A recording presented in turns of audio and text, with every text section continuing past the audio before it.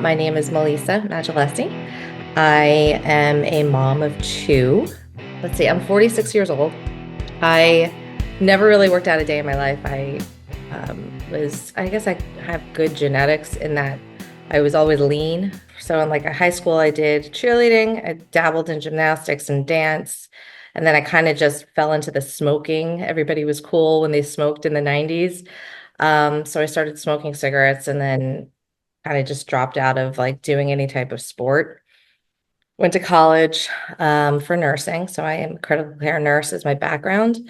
I've been working in organ transplant in hospital in New York City for the past, oh my God, 17 years now. So my father is probably the main reason as to why I kind of started this whole fitness journey. Like I said, growing up, I didn't really work out ever. So my dad was a heavy smoker, Vietnam veteran, heavy smoker, diagnosed with lung cancer, stage 4 in like 2015. And he wound up passing away in 2017. And this whole entire time, I was like, since I was like the nurse of the family, and at that time I was married to a physician, an ER emergency medicine physician. So him and I were like almost like the power of attorney, and we were kind of just delegating as to how we're going to take care of my dad. So, like it was hard on me that I had to like sign his, DNR, DNI, like do all that. At the same time, I'm here telling him to quit smoking, and I'm like heavily smoking even more because of the stress. And then he passed away in 2017, and I kind of like went down this really bad spiral. Mind you, I had two kids. They were at that time, they were probably 3 and 4. I went and down a spiral. I started smoking behind my husband's back at the time, like a lot, it was like a closet smoker. Nobody really knew. And I started drinking like probably a bottle of wine a night, like heavily.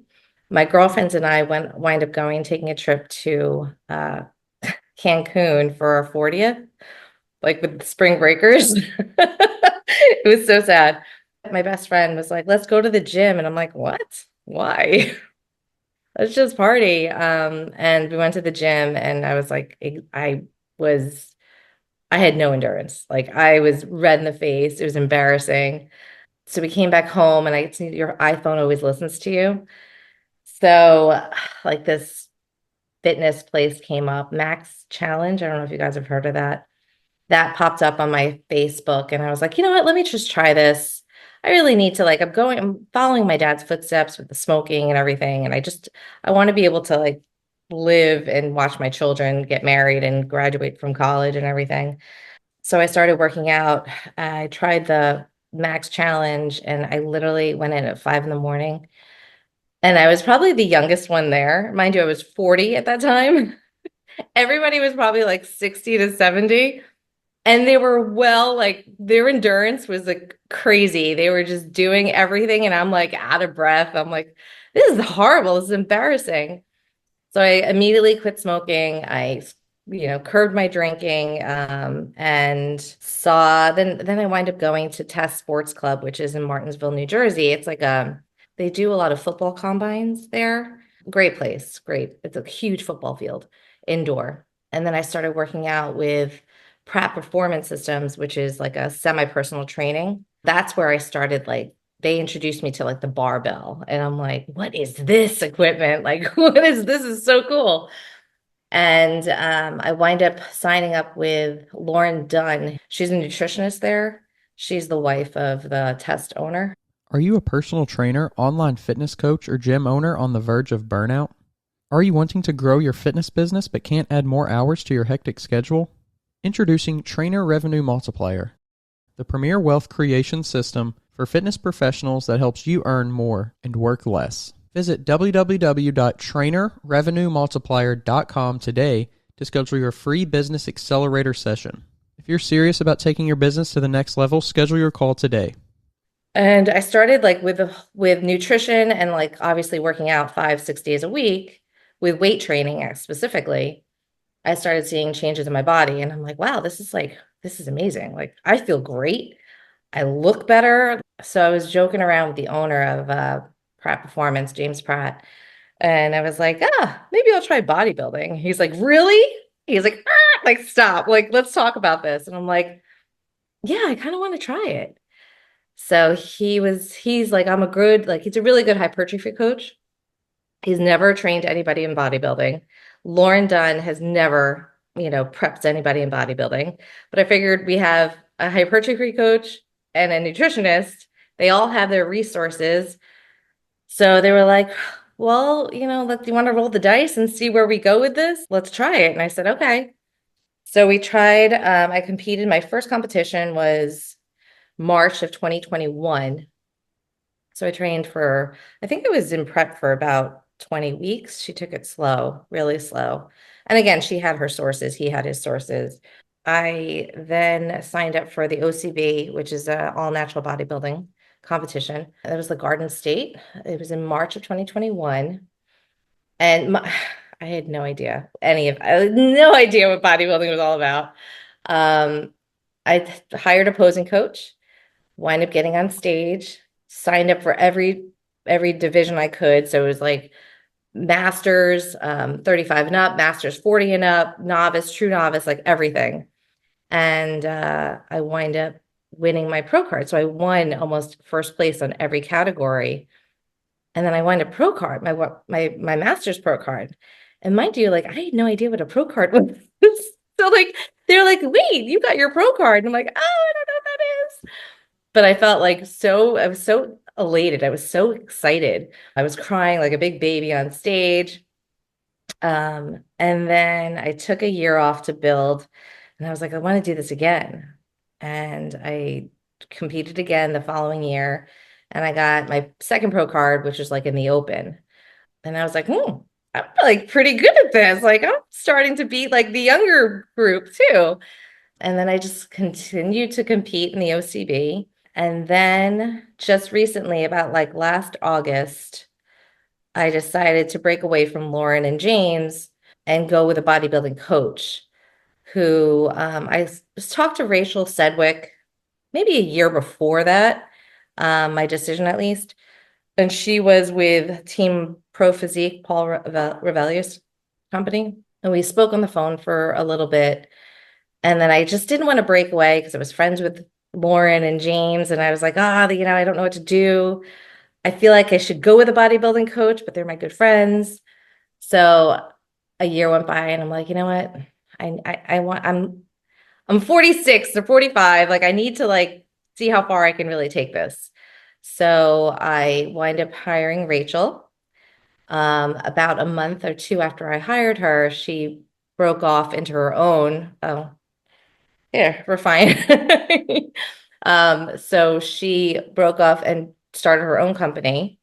She was very honest and she said to all her clients, if you want to stay with Team Pro Physique, by all means, and she knew that she and I just started together. And I was like, you know what? I have a really good thing with her. We have a good vibe. I like her energy.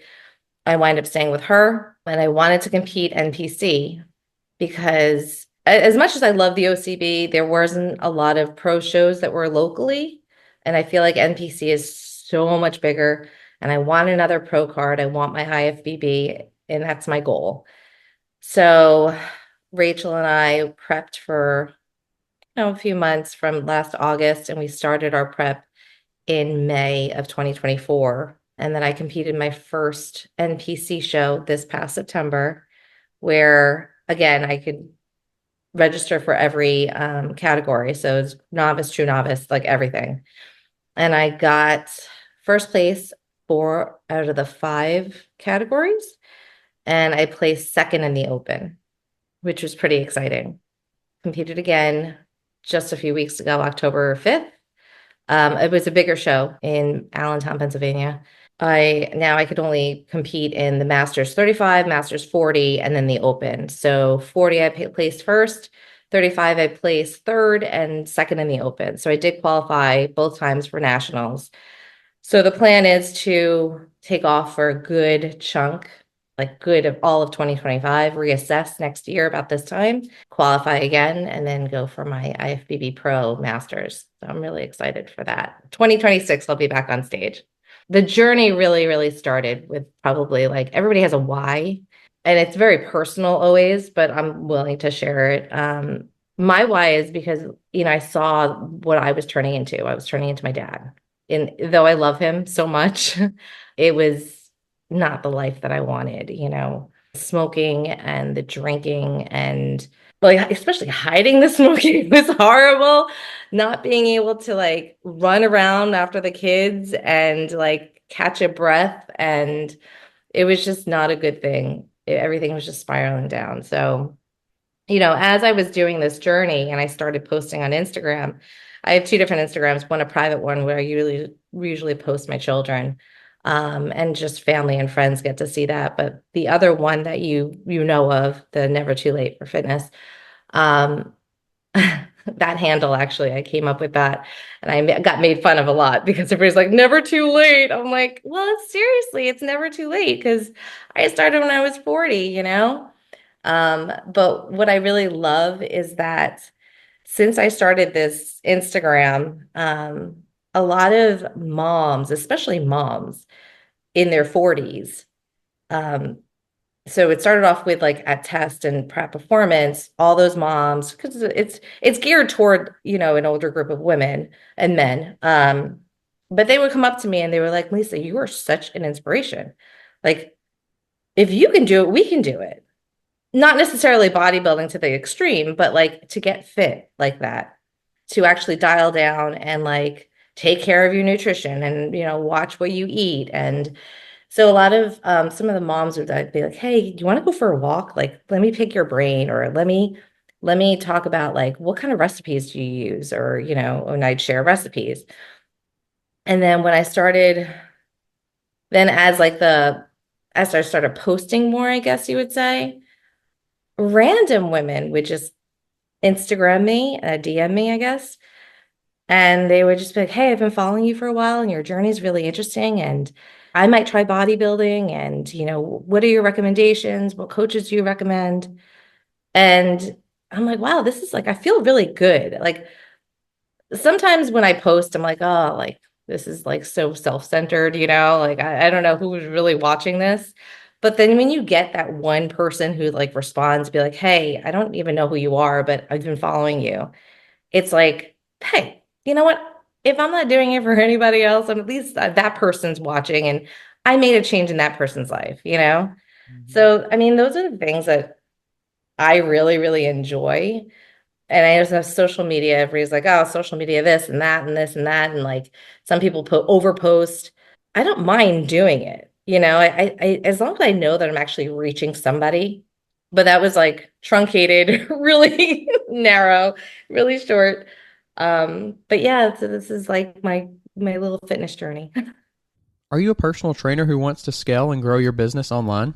Have you been coaching online for years, yet don't know how to incorporate online into your current business model? Introducing Trainer Revenue Multiplier, the premier wealth creation system for fitness professionals that helps you earn more and work less. Visit www.trainerrevenuemultiplier.com today to schedule your free business accelerator session. If you're serious about taking your business to the next level, schedule your call today. To have an experience that is negative that then transforms into something positive that then impacts somebody else on like a personal level, that we can personally do that, to me is just so cool. When somebody random I don't know is like, "Hey, I've been following you on your journey." And I'm like, wow, like that is amazing. Like I'm really happy that I impacted somebody's life, with all these posts that I'm doing. And like I said, the majority of like the population that I'm probably hitting is probably, this either the moms or like the middle-aged moms mostly, right?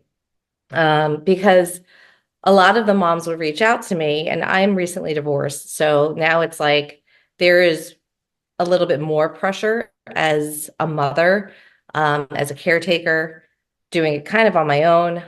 Even though my ex-husband and I are really good at co-parenting, he's amazing. But it's like trying to figure out a way of hitting the gym, going to the gym, and taking care of myself, taking care of the kids.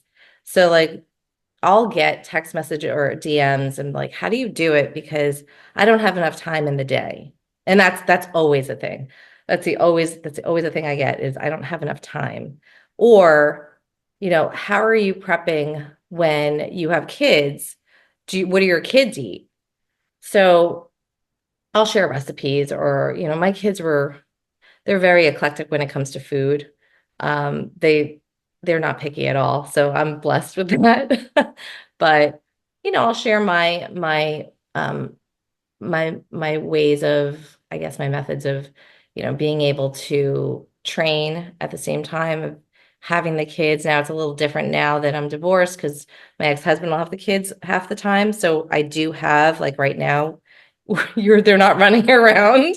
I don't have them tonight, but um I'll try to share like as much as I can about like different ways that you can train or train at home or incorporate the family because I've a couple of people ask me like especially when now they're older I try to take them to the gym and I absolutely love when my daughter says mom or my son but mom I want to lift weights like that that's a great feeling because I didn't my mom was never like that my dad was not like that so to have this impact on not just women my age, moms, but my kids too is kind of pretty amazing.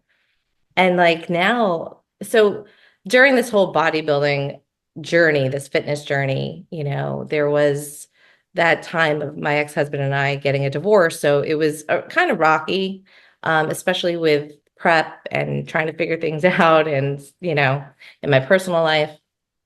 So there wasn't 100% support there, but I was still able to do it on my own. And for that, my coach and I, she'll always tell me, she's like, "You're so strong. Like you don't understand how strong you are as a woman. You have been through a personal event of a divorce. You have bought your own. I bought my home for the first time, my first new home, this past July. So I'm a new homeowner. And just being there for the kids and being able to show my kids, like, look, like mommy got up on stage and mommy did this, and I am a strong woman. So, like, that's another thing that I just want to be able to share with other women. Like, you can be strong. Um, and like I said, my kids, oh God, when they say I want to go weight train and lift, it is such a good feeling. They know how to read a label now on a nutrition label. And that's another thing. Like I'll take my son shopping. And I think I posted him a few times because he was like, Mom, like he'll rip out, like, look at the nutrition label. And like he's not looking, he'll look at the macros, like the fat, calories, and carbs and protein. But I'm like, you're so young, you don't really need to like focus on all that. So they'll start looking at the sugar. Like they know the first few ingredients are the most, impactful ones in the product. So they'll look at the calories, which I told them you don't have to. But they'll look at the fat and they'll look at the sugar, and the protein, which is very interesting. They're like, Mom, this has more protein. I'm like, yes, I love this kid. I'm doing a good job. I am. So it's I know there's like this negative a lot of people don't like bodybuilding and it's not a healthy sport. When you're in prep, it's not healthy. Um, but there are a lot of great, good sides to being a bodybuilder. I know that training is really hard on your body. When you get stage lean is not a good thing for your body. It's not good for your hormones. And it's not good for, sleep. It's not good for the family when they see you like, really hungry. But there are a lot of positive aspects to bodybuilding, what my children and my family has learned, as well as myself. I think if it's something that people that we look up to are doing on a daily basis, I think that that's where it translates the most. Right. Absolutely. If they learn from what they see, when they see mommy, yeah, I'm weighing my food, but when they see me like always shopping for like a healthier choice versus, you know, I don't know, hot dogs and hamburgers all the time, or chicken nuggets. Um, and they love it. They love the variety of, mommy trying a new recipe and sometimes it doesn't come out that great, but they're like, "Ma, this is not that good. What is this?" I'm like, "I don't know, it's a protein dessert. I tried it and maybe it's not that good."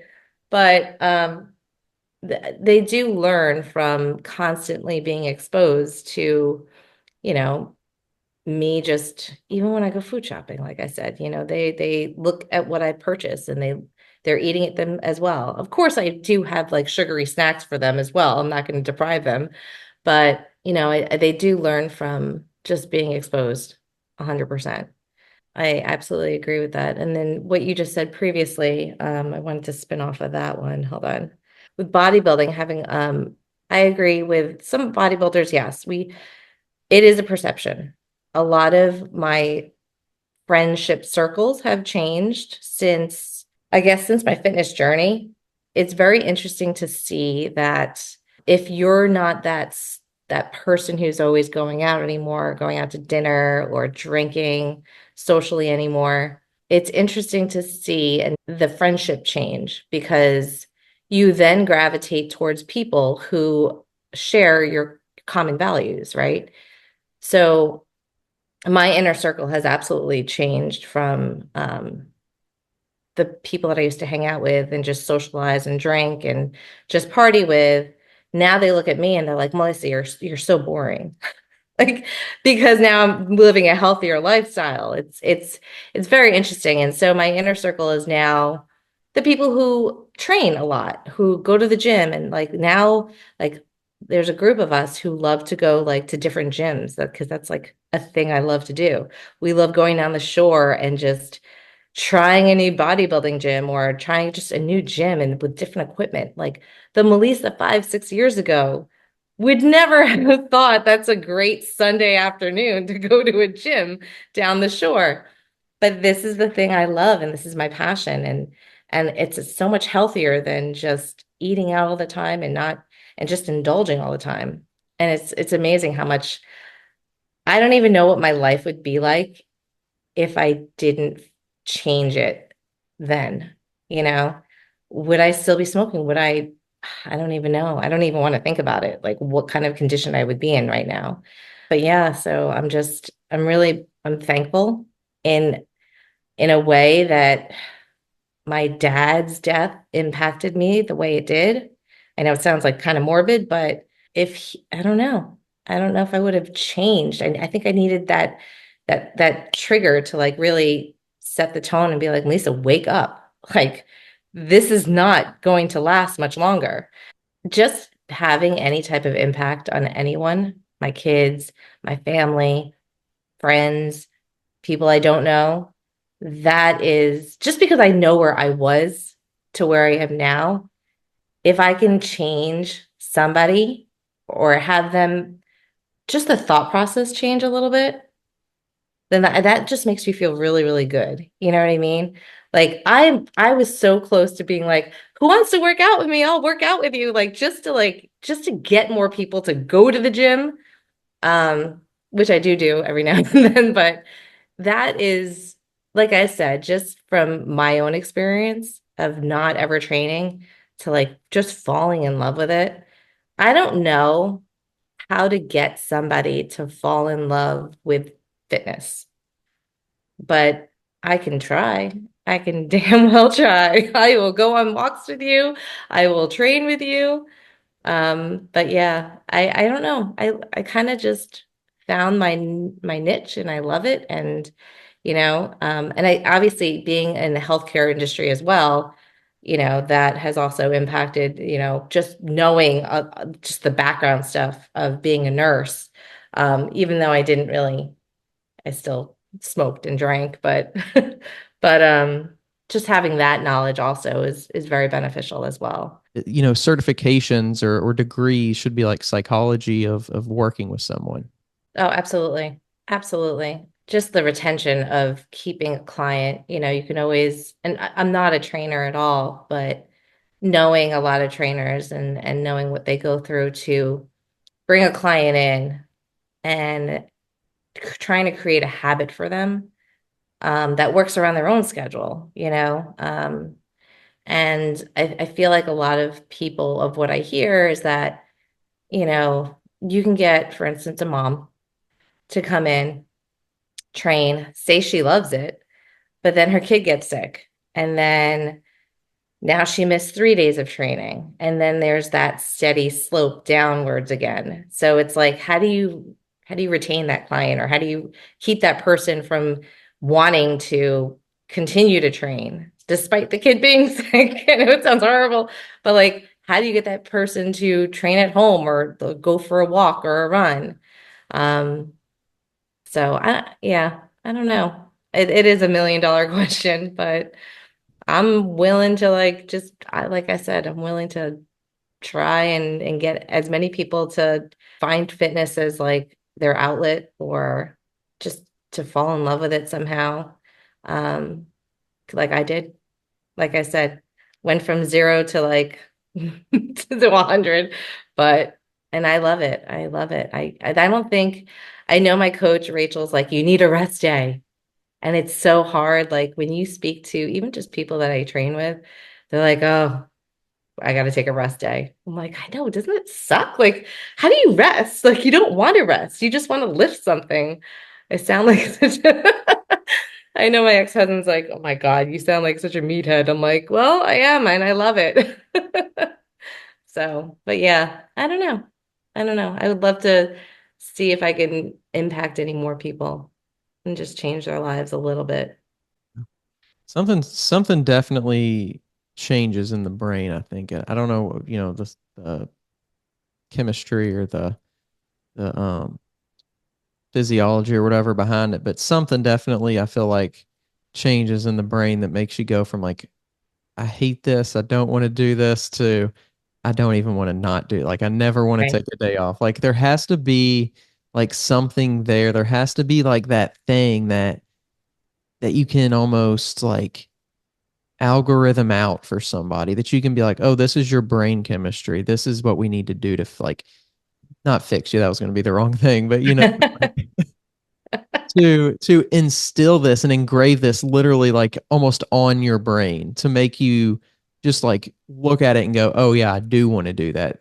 This podcast is sponsored by Smoking Gun Coffee, a veteran-owned coffee company that strives to give back to those in need. Don't forget to use code TWR10 for a 10% discount at checkout.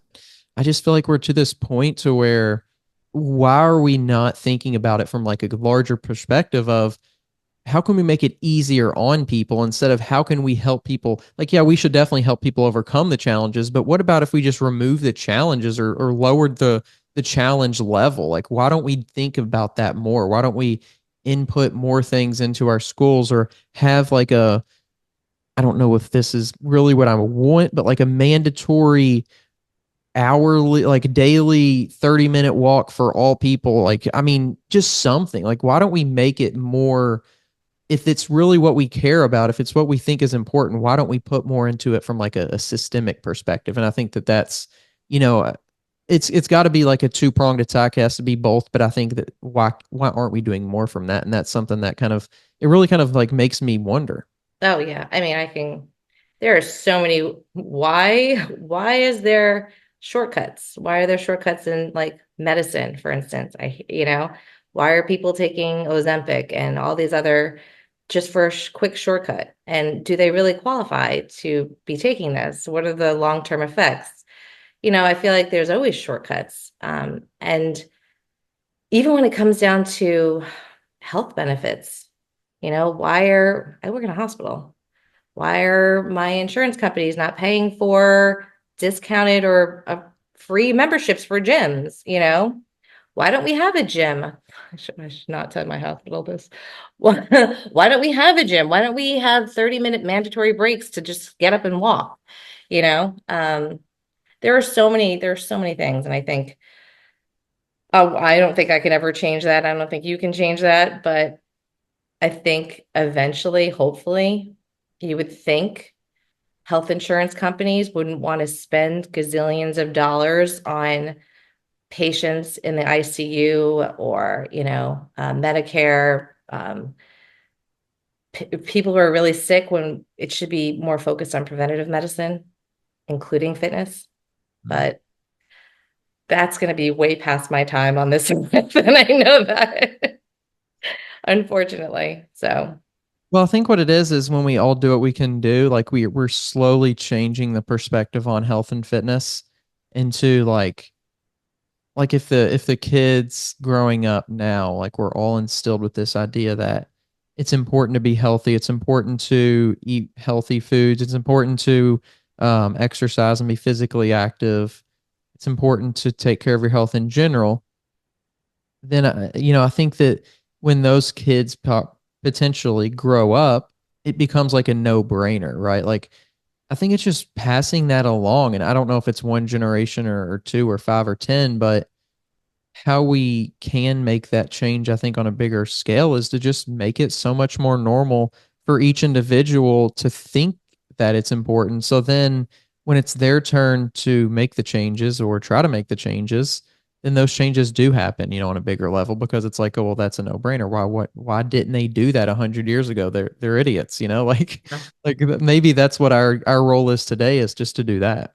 we'll see. Hopefully. Hopefully, I know you and I won't see it happen, but hopefully there will be a huge impact just by, gradually people changing and changing the way, kids are growing up, like you said. Hopefully, like, and it's also the parents, if the parents aren't doing, being active, then the kids are not going to be active.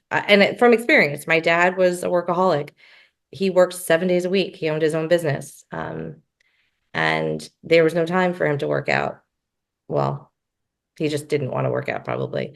And he was a heavy smoker, and my mother, same thing. She does not even know what to weight. I told her about bodybuilding and she was like, I don't know what that is. So, um, hopefully as the generations go on, and people find fitness as, a preventative measure, it'll change. I, I don't know. I'm hoping. Good to be hopeful. You mentioned, and this is kind of going back to the beginning, but you mentioned the first time you were introduced to those barbells and all that kind of new stuff. Having that experience, was that something that you kind of like initially felt this pull towards? Is it something that you could feel like there was something to it, that there was something like, okay, there's something more going on here. Like I know that this is going to lead to something. I think I had that feeling. It's like I really do wish my life was a little bit different. I wish I trained or walked into a gym when I was much younger because I would probably hopefully be doing much like I would extend my bodybuilding career as much as I could. I would probably have started it earlier.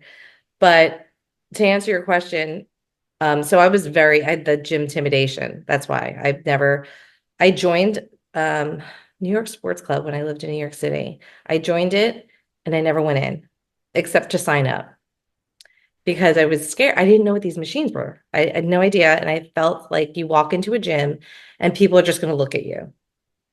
And nobody's looking at you. Nobody fucking cares. Like nobody cares what you're doing.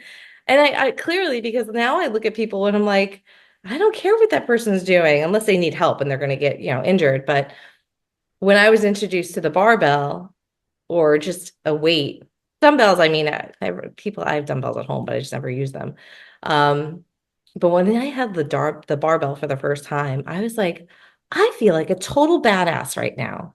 Like I feel I'm 40 years old. I am touching this barbell. I don't even know what I'm going to do with it. But then as I started lifting it and my favorite is our RDLs. I love RDLs and hip thrusts.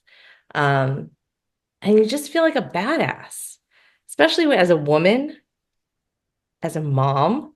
You feel like a badass holding a barbell. And I don't know. I think the minute I touched the barbell, I was like, something, I like this. I like this. And I kind of want to see how far I can go. I want to lift heavier. That's my goal is to lift heavier. So yeah, it wasn't something that I started to like, I'm not sure about. It was like the minute I found it and I was like, I like this.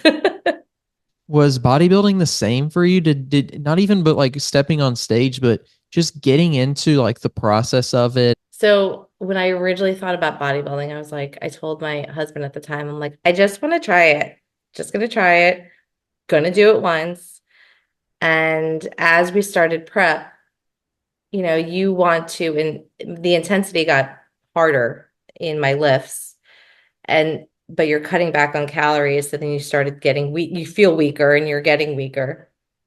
Um, I just I think I just started like loving the fact I also have a little bit of OCD. So when I like figure out my macros and put it into my fitness pal, it's like I enjoy that. I have spreadsheets. Like this is what I do. Like I enjoy stuff like that. So I think it's a part of my type A personality, like liking to count macros.